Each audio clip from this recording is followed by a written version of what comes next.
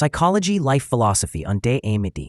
Psychology life philosophy అంటే మనిషి ఎలా ఆలోచిస్తాడు, ఎలా అనుభూతి చెందుతాడు, ఎలా నిర్ణయాలు తీసుకుంటాడు, ఇవన్నీ జీవితం మీద ఎలా ప్రభావం చూపుతాయో తెలుసుకోవడం. సైకాలజీ చెప్పుతుంది, మీ జీవితం పరిస్థితుల వల్ల కాదు, మీ ఆలోచనల వల్ల తయారవుతుంది. ఫిలాసఫీ అడుగుతుంది, నేను ఎవరు, ఎందుకు బ్రతుకుతున్నాను, సుఖం దుఃఖం అర్థం ఏమిటి? ఈ రెండూ కలిసి మనకు నేర్పేది ఒక్కటే, సెల్ఫ్ అవేర్నెస్. జీవితంలో దుఃఖం మనసు ఆట. సైకాలజీ ప్రకారం మన దుఃఖంలో 90% ఊహ మాత్రమే, నిజం కేవలం 10%.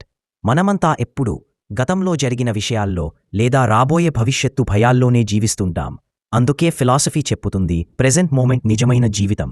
మీ ఆలోచనలపై మీరు నియంత్రణ సాధించిన రోజు మీ జీవితం మీ చేతుల్లోకి వస్తుంది. Present is power. సైకాలజీ చెబుతుంది, అలవాట్లు, స్వభావం, అలానే పవితం. మీరు ప్రతిరోజు ఏమి ఆలోచిస్తారు, ఏమి మాట్లాడతారు, ఏమీ చేస్తారు. నెగటివ్ ఆలోచన, నెగటివ్ వ్యక్తిని, నెగటివ్ కంటెంట్, ఇవి నెమ్మదిగా మీ జీవిత శక్తిని తినేస్తాయి.